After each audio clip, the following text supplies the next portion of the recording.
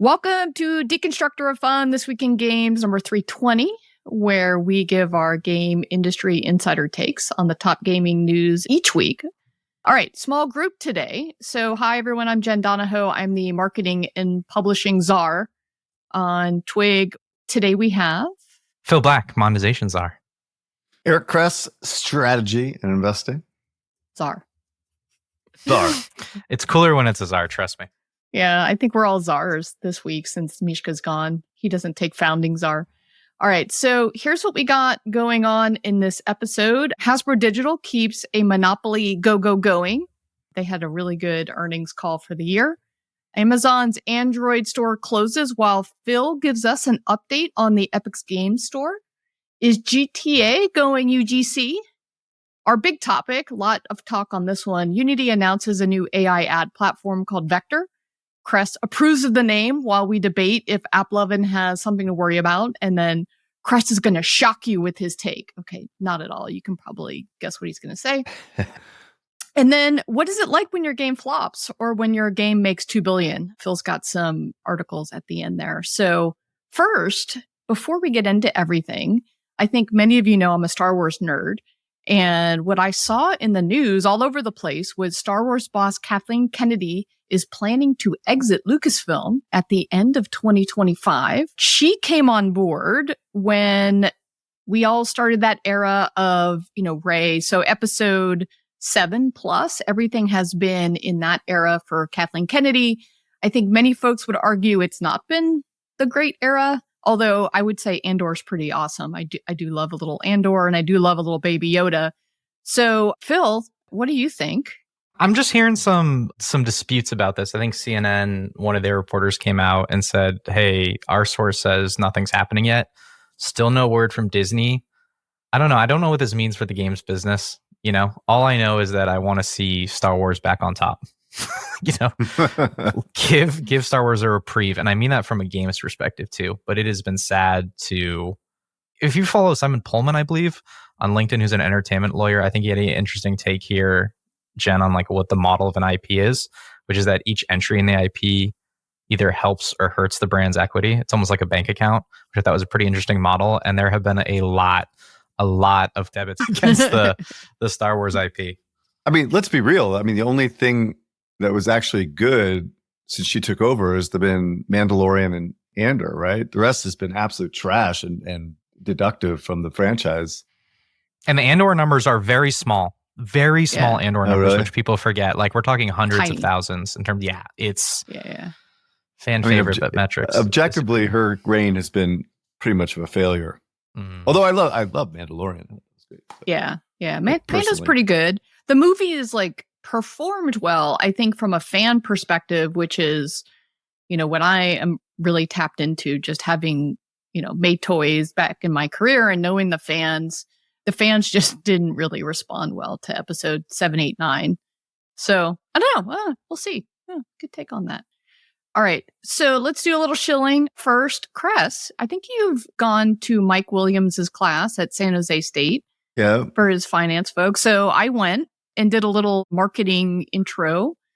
It was really fun to talk to a lot of finance folks. So a number of people reach out each week asking for advice. And so I kind of aggregated a Google Doc of just my advice and other people's advice. I went into our Slack channel and asked people to help me out. So I did a LinkedIn post with my Google Doc. If anyone kind of needs something like this because you can't get to all of the people asking for help, just go to my LinkedIn page or go to our job section of Deconstructor of Fun Slack channel. And that way you can, kind of get some of this Yoda advice for yourself or for other people so you can continue helping. I'm no Amir Satbot, but, I was trying to do something good for the community. All right. So GDC, subscribe to the newsletter, deconstructoroffun.com. We try hard to get everyone in. Every day there is something, although for the party, we did hit 500 people. 500 RSVPs for the Sunday party. I don't know how we're going to do it. So pretty crazy. Gabe Layden on Twitter once said that TWIG was good after you get through the first 10 minutes of shilling. That was the feedback he gave us. No, he said first 10 minutes of shilling and apologies. Oh, that was right. That's what he told someone. Corrections. That was right. No corrections, though. Attention app and game developers, are you ready to unlock the secrets behind the world's top performing apps and games? With Sensor Tower, you get the ultimate competitive edge, whether it's breaking into new markets, fine-tuning your UA strategies, or boosting monetization. Dive into data like never before, track global trends across app stores, analyze market-leading in-app purchase and in-app ad strategies, and benchmark your performance with real-time insight. The best part, Sensor Tower doesn't just deliver data, it helps you turn it into action. With intuitive tools and expert analysis, it's everything you need to make smarter, faster decisions. Thousands of app and game studios, from indie creators to global giants, trust Sensor Tower to help them win. So why not you? Start your free trial today at sensortower.com. That is sensortower.com.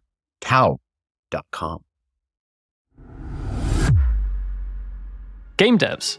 Here at Heroic Labs, we know that great gameplay is what players love, but integrating metagame features like challenges, progression, and rewards is crucial for retention and monetization. But coding them is a tedious and time-consuming process. That's why top studios have turned to Hero from Heroic Labs. Hero provides a complete suite of battle-tested metagame features that are quick to implement, letting you spend more time on the core gameplay experience. Ready to ship fully featured, engaging games? Check out Hero today at heroiclabs.com. Speaking of which, I mean, this isn't so much of a correction as an additional piece of context, but someone on the DUF Slack had pointed out when we were looking at the sale of Niantic to Scopely at $3.5 billion, you look at its funding history, which we're looking at right now, it's down from a high of $9 billion when it raised $300 million in November 2021. It was worth $4 billion in 2019, and it was worth $2.85 billion in 2017. So it's been an interesting curve that almost mirrors the game industry. But I don't know, Eric, is this a failure? Like, where do you mark this in the history of exits? By my math, if you look at it, like if it was $700 million invested over that time, about maybe 40% ownership, maybe 50, maybe even higher, a little bit maybe, but that implies like a 7% CAGR for the last 10 years, which, of course, the early investors were the ones that really made out, the ones that invested at the $100 million valuation back in October 15, I mean. But later stage investors are investing insane valuations. So the overall investor base had like a 7% CAGR, which is like 4 points below the S&P, which is far less risk. So no, this is not a successful, unicorn exit at all. I mean, except for the very early folks when it spun out of Google. And even then, I'm sure people made money over time, but yeah, this is not the type of result that they had hoped for. And by the way, we still don't know if this deal is actually happening, right? This has still not been announced. So yeah, we'll see. 3.5 billion, not a big number for a company that's raised so much money. This looks like a Lightspeed joint, Oh boy. Yeah. All right.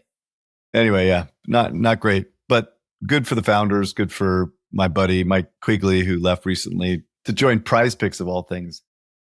Yeah. Have I ranted about PrizePix already on the podcast? No, go for Dude, it. My 15-year-old comes up to me and hey, Dad, can I get a PrizePix account? And I'm like, what the fuck are you talking about, dude? That's gambling. He's like, yeah, I just want to gamble on the games. These parlays, it's a no-brainer, dude. I can make money. I'm like, holy shit, dude, these guys have been marketing to this audience. It was like unbelievable. Like just the way he said it, he sounded like such a fucking degenerate, And I was like really upset. I'm like, no, there's no fucking way you're getting a PrizePix account, because evidently one of his friends' dads has an account that they're using to place bets, and he's winning and he's feeling really, really good about himself. God. But I'm like, dude, this is a sucker bet. First of all, betting is sucker bets, but parlays are the biggest sucker bet. And then I find out like a few days later from a buddy who covers these companies, this is an intentional strategy by PrizePix and other companies in the space, is that they've already captured all the fucking whales out there. So now they're going downstream and marketing these parlays to kids, basically, and younger people to get them engaged. And so they're not making as much revenue, but they're getting a bigger audience and they're growing their TAM in theory, right? To basically create the next level of degenerate gamblers for their fucking site. You know, it's like, fuck the fuck off. Okay. Like, God, I hate gambling. I fucking hate it, dude. It's so bad. And it's just getting worse and worse. And so what else can these kids do? They're watching it on fucking TV, right? They're seeing it on the NBA games. They're like watching the lines happen. The announcers are talking about it, dude. This is just not good, dude. Absolutely not good. Not good. Not good. Anyway, sorry. I don't know if you listen to like Scott Galloway, like Prof G, who talks about this all the time, which is young men's brains are not really equipped to fight the addiction of gambling addiction. And so that's why he goes after Robinhood. He goes after all of these betting sites because it just, the addiction, the dopa hit is there for the stuff. Dude, and I'm there. And so this is part of the problem. Part of the problem is that I have this disease. There is no doubt. If I go to Vegas and I start fucking doing blackjack, my eyes become double the size, like fucking saucers. I am fucking a lunatic. Like I will stay up all night long, drink myself into oblivion and fucking gamble. Well, I'm not even telling you. Lots of money. And it's fucking pathetic. It's pathetic. But I haven't even touched it in like over a decade. But I mean, it's bad. It's bad. There are people out there that are far more susceptible to this shit. And I'm like one of them, right? It's like, fuck that, dude. Fuck that. And if my son becomes a fucking degenerate gambler because of PrizePix, hell's going to be paid. I'm coming after you quickly. So don't fuck with my kids. Yeah. Anyway, All right. Moving on. Let's go to Monopoly Go. So congrats to Hasbro Digital for a stellar year. So Hasbro's gaming business saw its digital and licensed gaming revenue increase by 22% year over year to $471 million. Almost a fourth of that is Monopoly Go, bringing in $112 million. So you do the math on that, and like Monopoly Go is still cooking, even a couple years into this. What is the math on this? Maybe 10%, 20% of gross. It feels like that's a really low number for having one of the biggest mobile hits of all time that scaled the quickest of any mobile game of all time. Like you only get 100 million. I know you talked about how easy licensing is, Jen, before. Like you just hand it out. It's all margin, right? Yeah. And not only that, like you get all this uplift. Like they can sell the board game. You know, the Monopoly Go board game, they're going to get all that revenue. They don't have to split that with Scopely. All those few $1 million they're going to swim in board it. game. Maybe the board game sales go up. I don't know. There's this movie coming out, if you remember too. Maybe there's something there. Oh, yeah. I don't know. This just feels like this is the best you can do as a licensor is 100 million a year on the best hit of like the last 10 years. 20 times more than any of their other stuff. I mean, you have to add up all of the other things they have going on to hit to the, what was it, 471 million? I don't know, one game, just churning that out. Although what I will say is I don't remember what their slot machine business is, but Monopoly slots in Vegas, to your point, Cress, earlier, brings in a lot of money as well. How much do you think it brings in? Oof, I don't know. Maybe, I don't know. I would just flip this on its head, right? If they've had maybe 10 to 12 years to figure out a game based upon Monopoly, and they make the investments to actually make the game themselves, like, wouldn't they be far better off than licensing it to Scopely? I don't Back think to build so. or buy, baby. Build or buy, and they're man. building. They're building, right? We know they're building. Open headcount Yeah. right now. For an No, internal they studio. do have teams that are building games, and we will see. You know, the comp gets a little tough for them this year unless they can actually come out with some games that are successful, because they had both Monopoly Go as well as the Baldur's Gate game last year, right? I mean, they have a pipeline, but Yeah. we'll see. Yeah. We'll see. Have a G.I. Joe game in development. This is the thing, is like what licenses are left, you know? Yeah. No, D&D, Magic. Yeah, Magic's still doing really well. Yeah. That's like the lion's share of the rest of their revenue, right? Is Magic related. So that should still crank. By the way, fucking Pokemon is hot right now. Like everyone's going after the cards right now. I think the TCG thing just unlocked this insane Yes. level of fervor around the thing. My kids, we were out like for 2 hours looking for Pokemon cards at fucking Walgreens last night. It's like, my kids are old, dude. Like, it's like really ridiculous. But anyway, yeah, it's really kind of like set the world ablaze with Pokemon fever. For My physical 18-year-old cards? is watching videos for like an hour of some idiot collecting Pokemon cards all over like Los Angeles. It's like, dude, what the fuck? You know? Anyway, weird. But yeah, so I'm basically their entire college fund is going towards making sure that they have the appropriate collection of Pokemon cards. It's like, fuck Penn, right? We're going straight for the Pokemon collection. They'll see the light then, right? This keeps coming around. Every few years, there's a resurgence in some sort of collectible, whether it's, trading cards or Pogs, or remember Funko Pops is still kind of a thing. But no, I think you're right that the mobile game just ignited a resurgence in the physical collection of the cards as well. All right. So in a move shocking no one, sadly, Amazon has announced it will be discontinuing its Android App Store on August 20th of 25. This calls into question all of the other app stores fighting for survival. Samsung Galaxy Store, anyone? So, or the Epic Store. Like, what the fuck are they doing? These guys are throwing in the towel. Oh, don't know. Actually, Phil or Cress. Phil, you want to talk about the Epic Game Store? Yes. They had some numbers come out. So we have our usual year in review, which Epic's Game Store does. Steam does this as well. They don't have to do this. So it is really great to see them come out and publicly publish data on how the store is doing. And so what we can do is we can go back to at least 2020 when they started doing the posts. So we can kind of put together a time series of some key KPIs, and it gives us a lens into how Epic is doing overall. Remember, this doesn't, to my knowledge, include console. It's just Epic Game Store. It's not just EGS services or anything. So it is predominantly, it's just going to tell you PC. I don't know if mobile is mixed in here. I think it is. So maybe that's one of the things that might explain some numbers if it's 2024. I guess when did the store launch? Interesting. We're gonna line that up a little bit more, and that might be in the fine print. But when we look at monthly active users, there was relatively stable from 2023 to 2024. And the reason I laugh is only, it's intense, it's insane what they're up against, trying to compete with Roblox. But again, they need to grow. They need to grow. This whole strategy is predicated on them growing, and not growing monthly active users or having relatively stable monthly active users is not a good sign. We take a look at third-party revenue share. And so you can back into this number because they report the actuals. It's down to its lowest on record in terms of the amount of third-party revenue that composes the EGS total revenue. That's not a good look either. That's not the mark of a healthy platform when you have that. I mean, look, this looks like Nintendo. This looks like a Nintendo product almost. It's all first party. You look at the absolute number in terms of third-party revenue, and I don't think it's actually anything to chalk up. It's around 270 million. That's a lot of money. I don't think that's nothing. I think that's still a sizable business. It just isn't a large share of the overall revenue. Of course, Fortnite is driving most of it.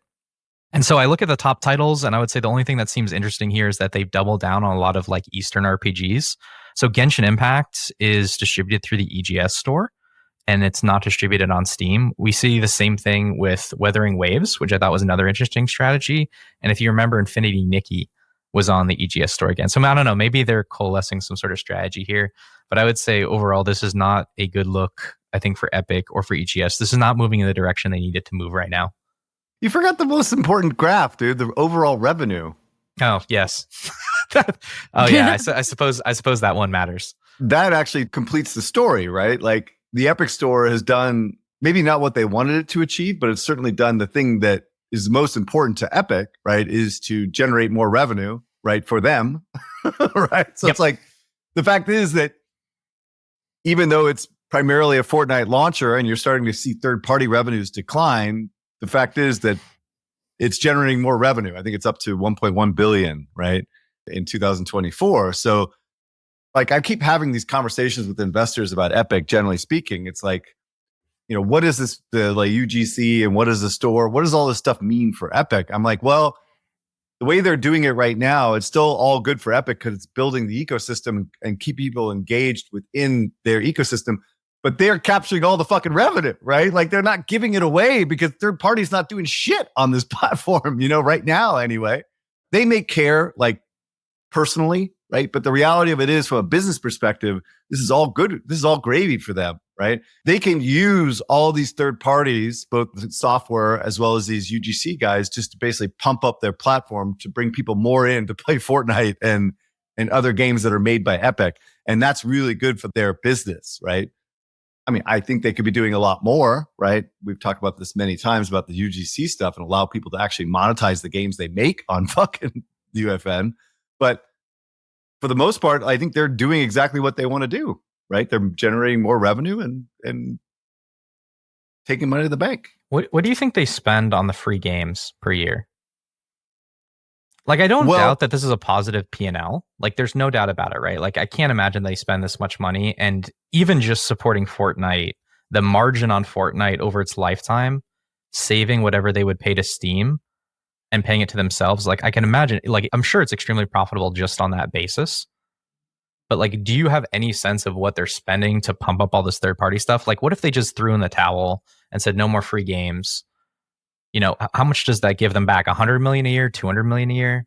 Well, I think the majority of the 40% that they're spending for content is going to themselves, right? Because they're the ones that are generating most of the engagement, you know? So the payouts that they're giving to third party is nothing, right? Relative to the money that they're generating for themselves, right? I mean, that's my understanding. I don't, correct me if I'm wrong. UGC payout or the other games that you would download on? No, UGS. UGC payout, right? It's based on engagement, right? So yeah, the majority of the engagement is from Epic Games, so they're not distributing any of that.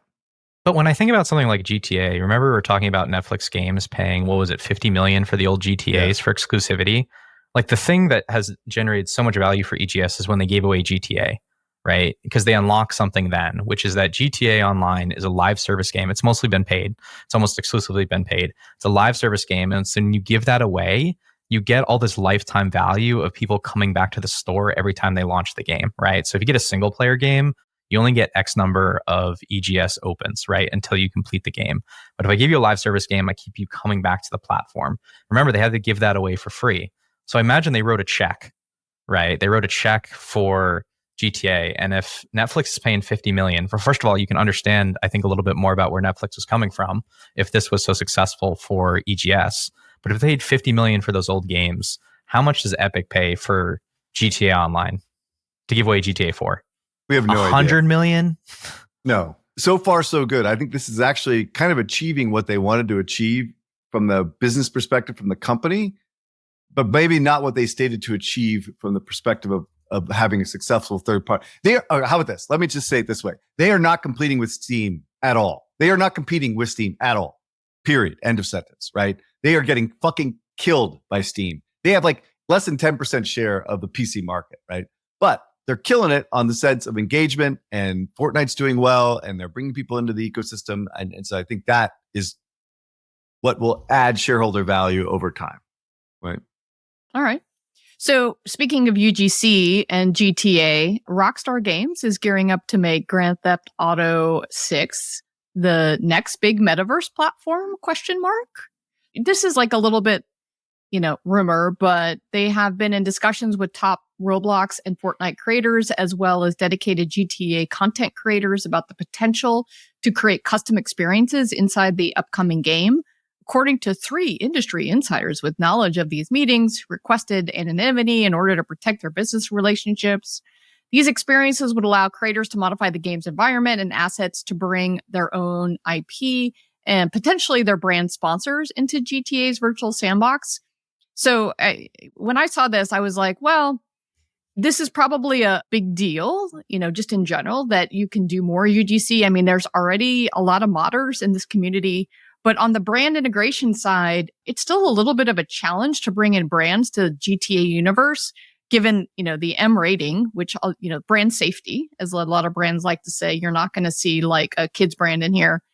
And then also the game does all these parody brands that are already inside of the game. And so from that brand standpoint, I didn't think this was as big of a deal as it is just the idea of like a UGC platform that's going to be out there competing with all the other UGC platforms.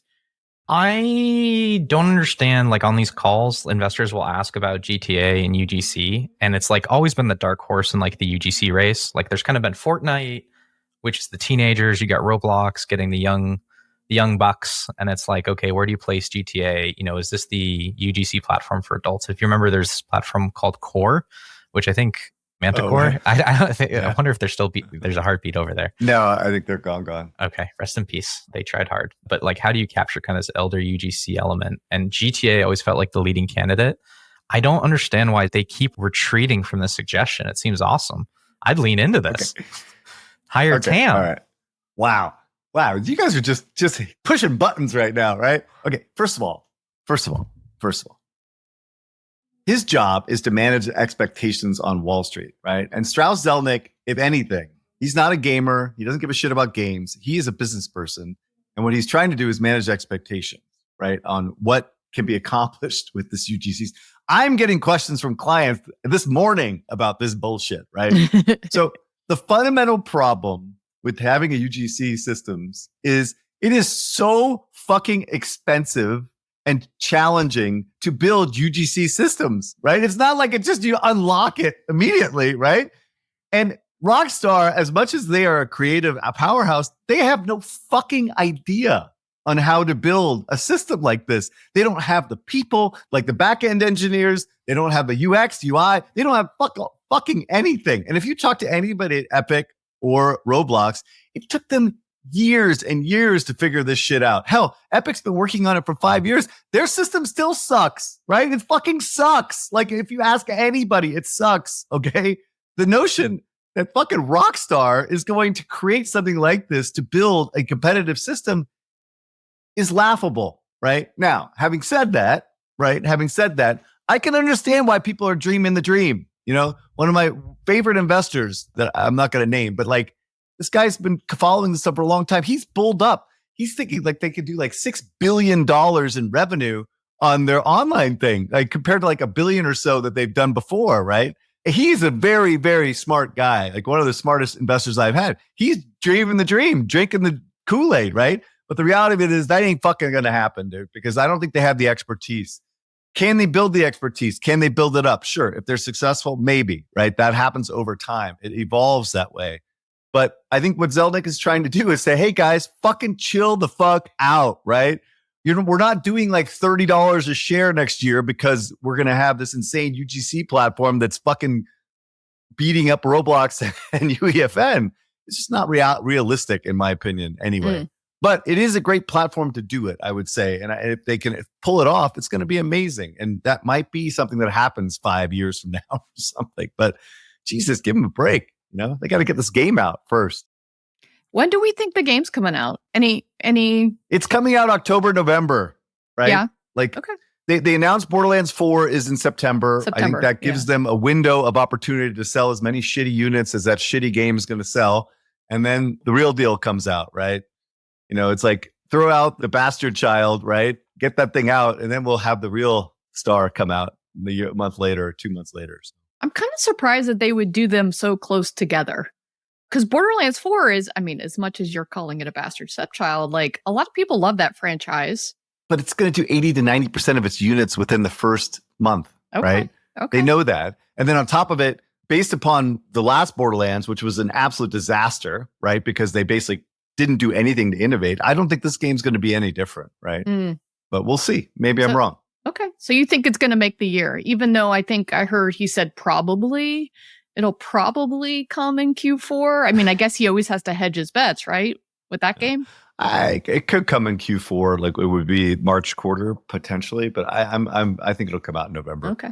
October, right. November. Okay. So, Chris, I think you've got like two big things. Why don't you hit on this first one? Yeah, this is the really quick one. The first one. So there was a report out that was basically estimating the number of combined shipments of the Steam Deck type thing. So the Rogue Ally, Lenovo Legion, MSI Claw, and the Steam Deck itself. And kind of estimating between 22 and 24 how many units they've done.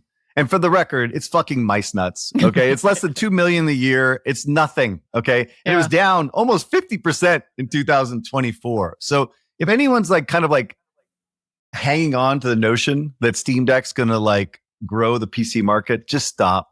Just stop. It's fucking nothing. Okay. Just to put it in perspective, PlayStation did like almost 20 million in 1 year versus 1.5 million. Right. And people actually play their PlayStations, right? So that doesn't even include the engagement metrics that I'm sure are through the floor on these 6 million units. So just stop talking about Steam Deck as kind of like the next coming, and I will be happy.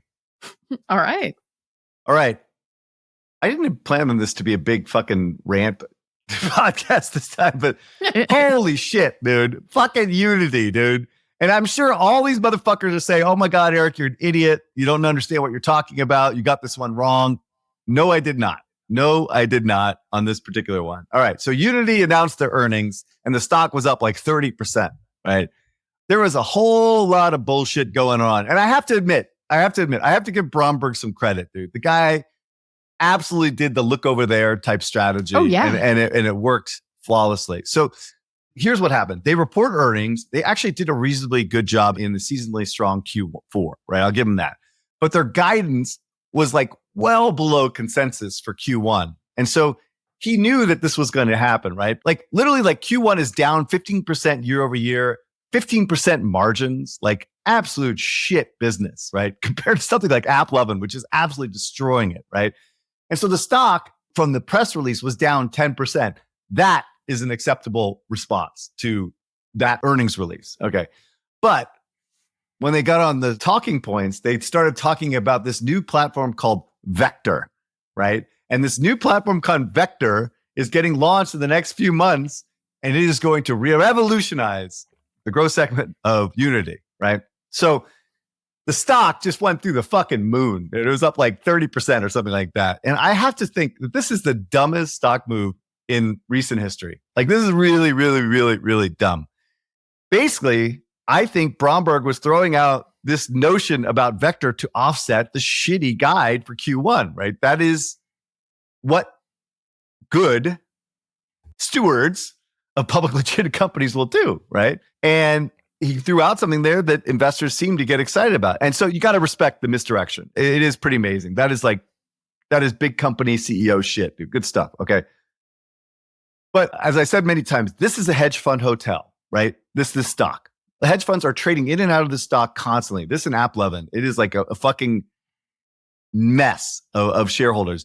This is not Fidelity, T. Rowe, like investing in the long-term prospects of the company. These are like really fast traders that are going in and out of this stock. So this was what was known as a technical short squeeze, right? So there are a lot of people short this stock, right? And so this, like the hope of a new platform coming out, just squeezed the shit out of these shorts, right? And that was the fundamental problem, right? Okay. And there also is a huge disconnect between the valuation of AppLovin and Unity, clearly, because AppLovin is absolutely destroying it and Unity is not. So the notion is that this is like a free ride to invest on the less than 0% chance that actually Unity pulls this shit off, right? So let's throw the money in because you're going to make your money back. All right. There are a couple of reasons why this will never work. First of all, the chief architect of this new system was Jim Payne, who went from chief product officer in August of 2024 to advisor skiing on the slopes of Aspen 5 months later, right? So the guy's fucking out to lunch, dude. He ain't helping you. This guy was a fucking genius who created Max and who created Mopub systems, whatever, dude. This guy's gonzo, right? And the second thing that's absolutely nuts is that Iron Source isn't part of this transition at all. They're like keeping it as a standalone product and letting it die on the motherfucking vine, right? Like this is fucked up. Like they are completely sidelined. These were their engineers. Not only that, when they did the acquisition, they were transitioning all the ad tech shit, the growth solutions to Iron Source. Like that was their stated strategy. Now they're pulling all the shit back, and sunsetting Iron Source. This makes no sense, dude. Fuck it. The Israelis know what they're doing, dude. Stop it, right?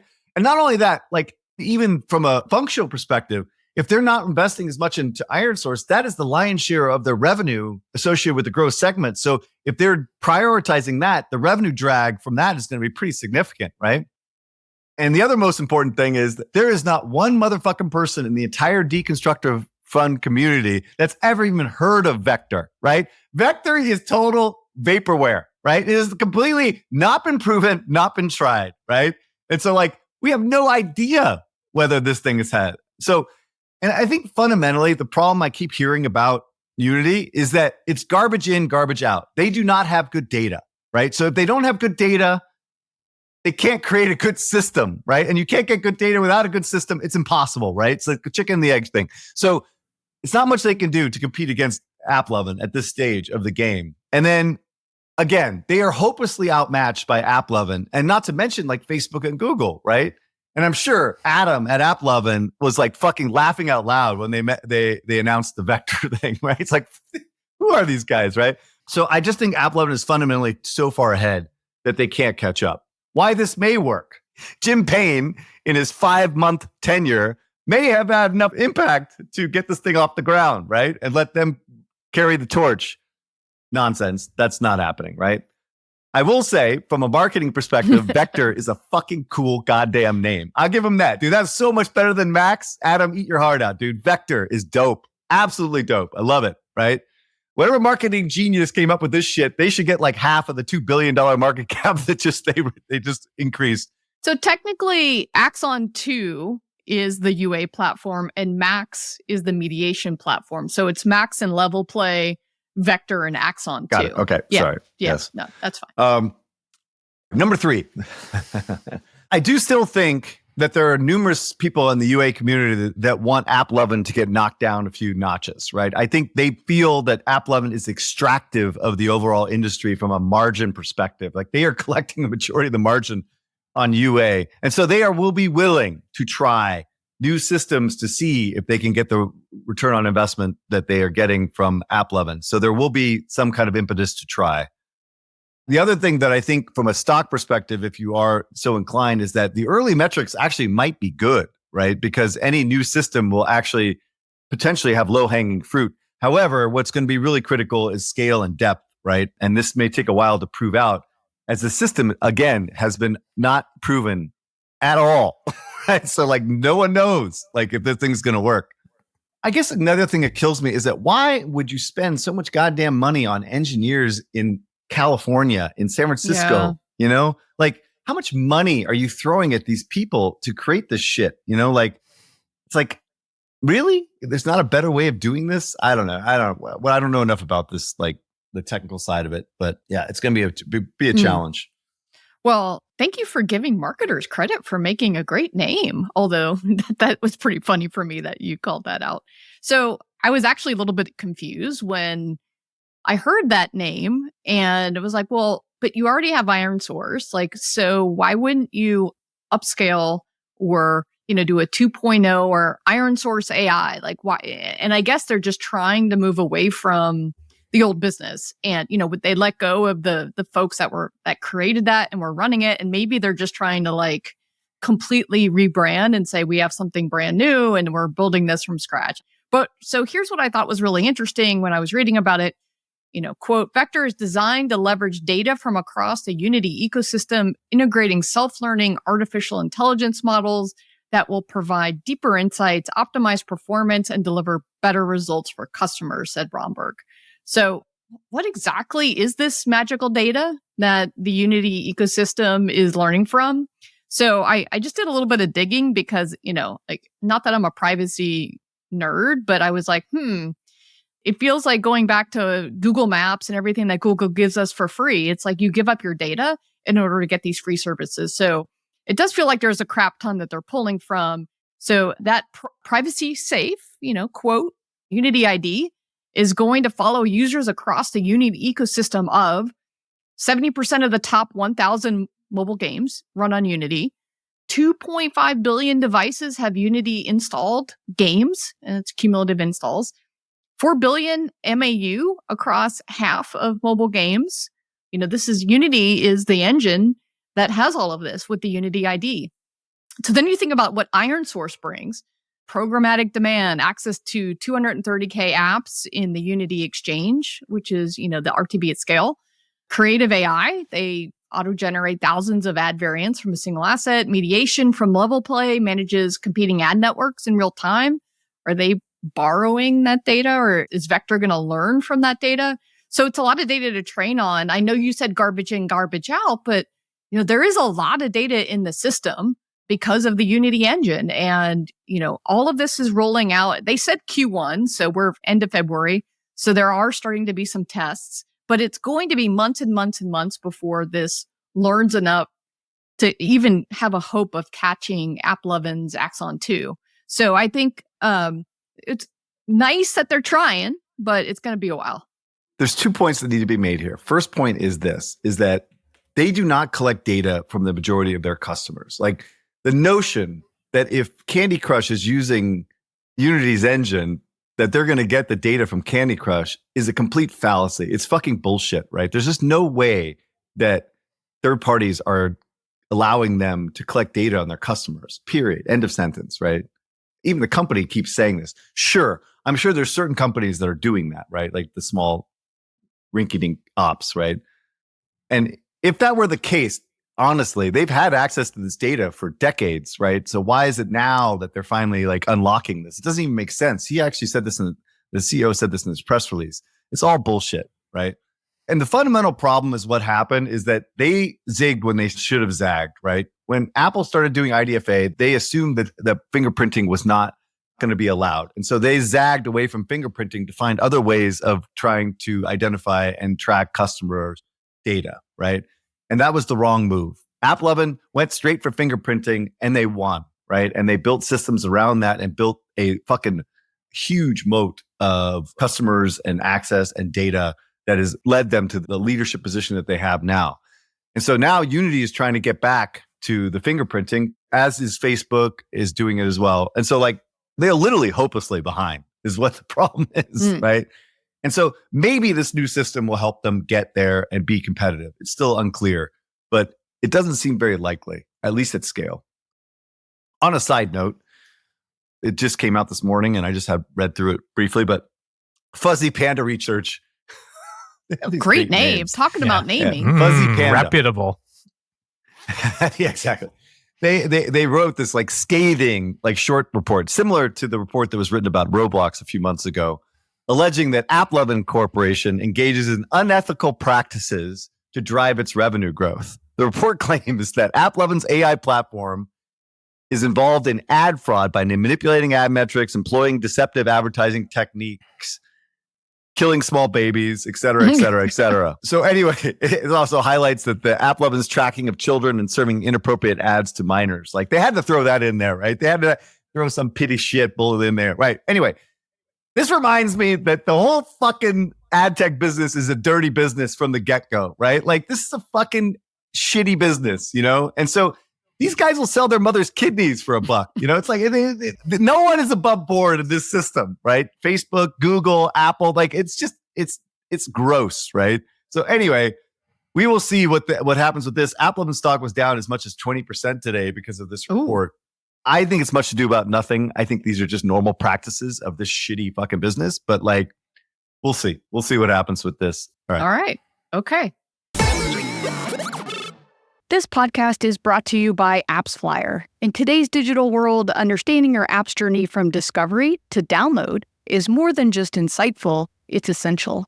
Enter AppsFlyer, the leader in mobile attribution and marketing analytics that allows you to measure the full potential of your marketing efforts, making every ad dollar work smarter. With AppsFlyer, that's your new reality. Dive deep into data-driven insights that reveal exactly where your users come from and how they'll interact with your app. AppsFlyer, where your app's potential meets performance. Step into the future of game monetization with Xsolla, the premier partner for game developers seeking to expand their reach and revenue. Xsolla provides a robust suite of tools designed to enhance user acquisition, manage subscriptions, and streamline payment solutions worldwide. Unlock new markets and maximize profitability through their customized, secure payment architecture and dedicated support team. Xsolla, powering game developers to achieve global success. All right, let's go to our next story, which is also a little bit sad. Warner Brothers Discovery is closing 3 video game studios and halting work on the, was it really highly anticipated Wonder Woman title? I'm not sure if that was really that highly anticipated. Warner Brothers is trying to boost profitability of its interactive entertainment division. You might remember that the president, David Haddad, left a few weeks ago, I think now. And so the 3 studios closed down are Monolith Productions, Player First Games, and Warner Brothers San Diego. And that is according to a memo that went to staff that was viewed by Bloomberg News. So the cuts reflect a refocusing on games division on major franchises like Potter, Mortal Kombat, Game of Thrones, and DC Comics Batman, obviously not Wonder Woman. So, it's kind of sad seeing this again. I think a lot of people are blaming David Zaslav, who now came in and was it 22 and is running the company. I'm not sure we can put all of the blame there, but yeah, no, it's sad to see probably hundreds and hundreds of people losing their jobs at these 3 studios. So sorry to see them go. I mean, look, I'm not going to comment too much on this, but I would just say, like, when first AT&T and then now Discovery acquired Warner, like the writing was on the wall, right? Like they don't give a shit about interactive. They don't know anything about interactive. I don't know if you've ever met the Discovery guys. These guys are like average age of like 80, and like they've been doing this shit for fucking decades, dude. They are like geniuses at TV shit, but they don't give a fuck about video games, right? And so this was all inevitable, right? When these transactions happened, Warner Interactive was always kind of a stepchild. So yeah, it's sad to see. Yeah. All right, Phil, what do you got? Love in Deep Space. If you remember, we were covering this game a couple months ago. This is from Paper Games, which also did Infinity Nikki. So the game is like this weird RPG gotcha romance game. Like they've added an interesting suite of features that are definitely targeted at females. It's a subgenre of dating sims called otome games. There's now a period tracker in the game, which I actually think is interesting. Like they're appifying, like the boyfriends will ask about your period, which I think is interesting. There's a whole breakdown on a website I was reading. I mean, look at you laugh now, but look at the graphs in terms of singlehood. Look at the graphs of how much time people are spending single late into their, 30s and 40s. Like there may be something here, I think, in like a long run play, particularly for the West too. Yeah, I don't know if you heard about the young kid who sadly committed suicide because he fell in love with a chatbot, and the chatbot was kind of pushing him to do that. I do think the loneliness epidemic that we're hearing about is pushing people to more of these, these simulations, whether it is chatbots, whether it's games. And so I think you're right that when I looked into dating sims, I don't know, like a year ago, they were one of the fastest growing segments in all of simulation category. And so I do think you're right. Now, a period tracker, that's creepy, but yeah. And I think you're right. Again, like 80% of this revenue is in Asia, right? So let's be careful about. I forget the actual split. I'll bring it on for next time. I'm looking at it right now. 12% in the US. It's growing though. It's growing. Small. It's very small. It's not Okay. Yes. This is a China thing. Like 60% of the revenue is coming from China, which is like 200 million of 330. Let's compare that against Love Nikki next week. I thought Love Nikki did more business in America than what you're suggesting from this game, which is fine. I mean, they are of different subgenres, but well, yeah, one's a little bit more RPG, right? By the way, I'm not suggesting that this type of game couldn't do well in the US. I'm just saying, like, take that with a grain of salt, that where it's doing the majority of its revenue is completely outside of Western publishers' target market.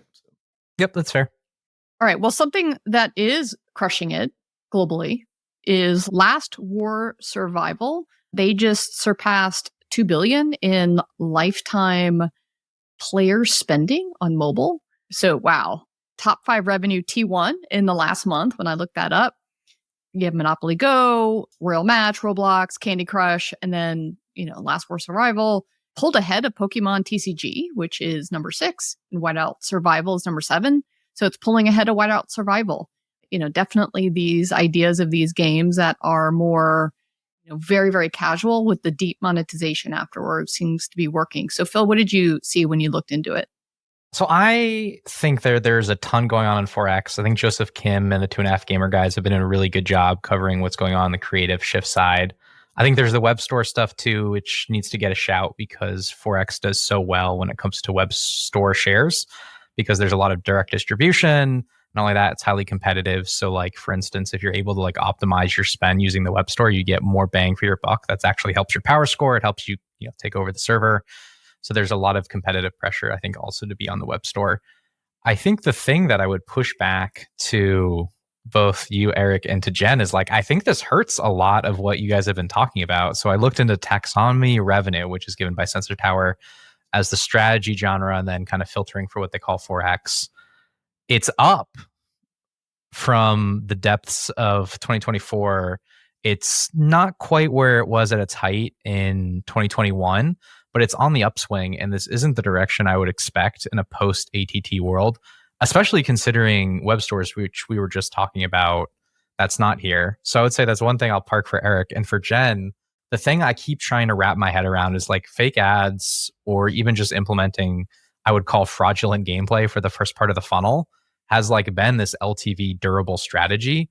And I feel like this just cuts at like everything brand stands for, delivering the fantasy of the IP. Like we're materially frauding people with what games are. And I look at 4X and like, this is what the genre has become now. This, I know, it's gross, it's successful, right? And it's sustainable. And like, even when you look at Lilith, which is what we're also looking at, like that's been the hidden story of Lilith. Like we talk about AFK Arena, it's all their 4X games that are really the narrative for them. So there's all this stuff that's going on 4X, which doesn't get a lot of conversation. Yeah. The thing I will say about this fake ad topic, which comes up a lot, is what the games are doing. And Gamerfinery actually did a little bit of a piece on this. And that what they found is that half of the top 200 games are integrating these fake ads or these mini games as different parts of the game. So they could either be an event, they could be like Ebony, there's like a little, bug on the home screen that if you want to do the pull the pin, you click on that and you can go and do those fake ads. Or they are integrated into, the gameplay in a different way. And so I think that they are trying to mitigate that fake ad, feeling by somehow shoving it in the game somewhere. Like Whiteout Survival, I think I saw that they do a fishing, UA ad. Well, there are fishing mini games inside the game and they come along every like 2 weeks. You can do this like returning event that happens. And I think that's the smart way to do it is, well, it's in there somewhere and it's not completely fake, but it still makes me feel really gross that is like the core of what's happening. But I mean, we're also seeing that works. So if it's working, there is very little reason for people to stop, which doesn't mean that it's right. It just, it is what it is, sadly. And you just said it earlier, Chris, like UA is a dirty business. Look, I think this is the strategy, right? Basically, casual gameplay with deep monetization design is what I said way back when IDFA happened in Turkey. Is like, this is it, right? They actually executed against it. It took them a while, right? It took them a while to come out with these games that did that. What I think is happening is that they are selling the game with this casual gameplay, like the runner shit, and that is bringing in a huge audience. And they're just picking out the 4X players because that game becomes a 4X game ultimately. Yep. And they collect those people. And so probably I would say that retention numbers are probably lower for these games than they have been in the past because they're not targeting as specifically to this audience because they can't with IDFA. But nonetheless, like this is the strategy. And games like First Ebony, Top War, Whiteout Survival, they're kind of like executing against this really, really well, right? To bring people into these games. And anecdotally, like I played this game for a while, right? I might have said this already on the podcast and I apologize, but yeah, I played Last War for a while and the game is amazing. And actually the gameplay itself is what attracted me, like this runner style gameplay, right? But that gameplay actually takes a back seat once you get pretty deep into the game. And then it becomes such a 4X game that I got my ass handed to me and destroyed. And I'm like, fuck this. Like, this sucks, right? So I stopped playing, right? And now I'm just a fodder for the masses of people that are continuing to play the game because they just keep taking all my resources time and time again. The exact same shit that was happening back in the day with Kingdoms of Camelot at Kabam. Yeah. So anyway, this is the strategy, right? This makes sense, right? To broaden the funnel as enough to capture the whales that are out there. No, it makes sense. I would point out that I think this harms everyone.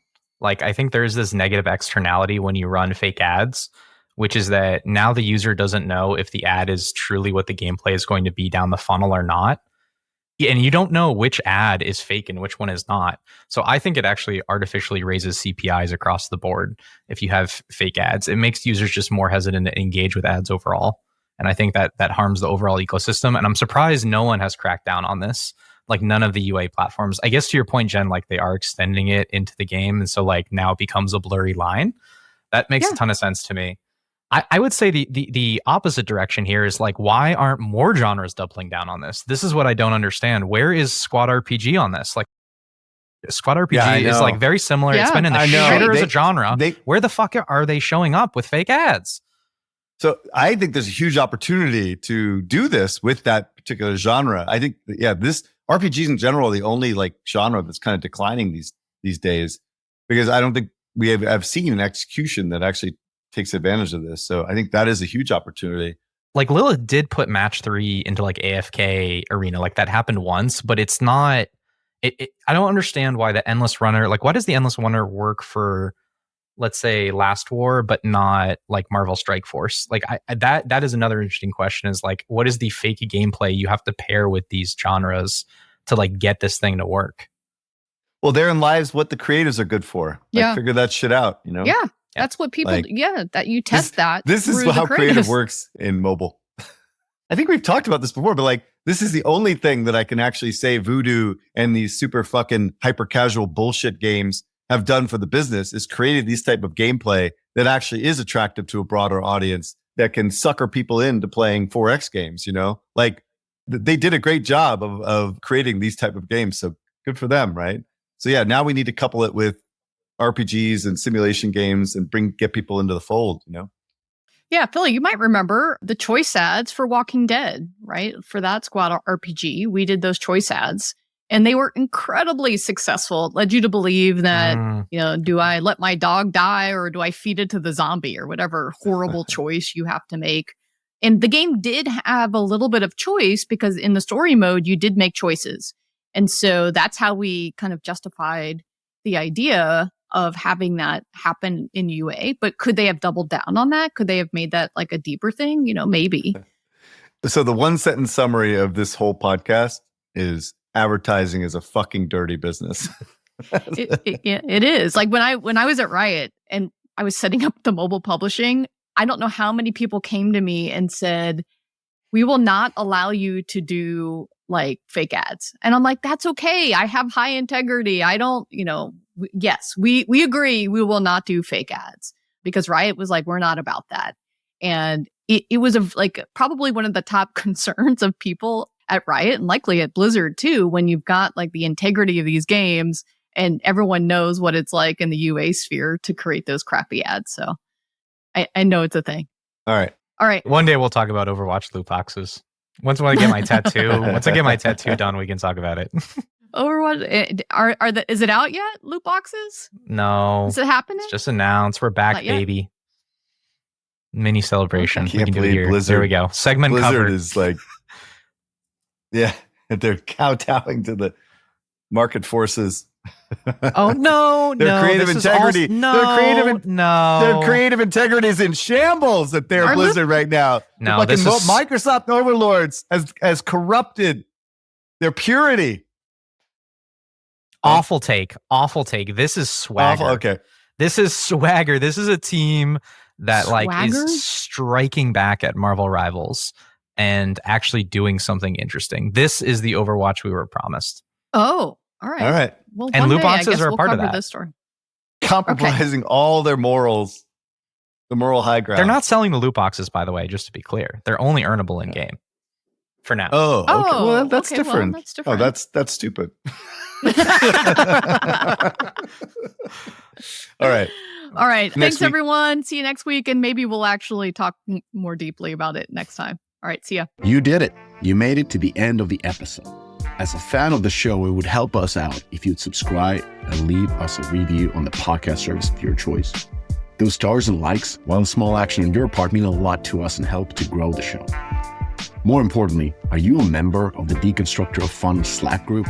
If you have 5 years or more of games industry experience, go to deconstructorofun.com/Slack and apply to join. Join the games industry best professional community filled with peers always willing to lend a hand, or subscribe to our newsletter to get all the latest insights from the Deconstructor of Fun content creators. Thanks for listening.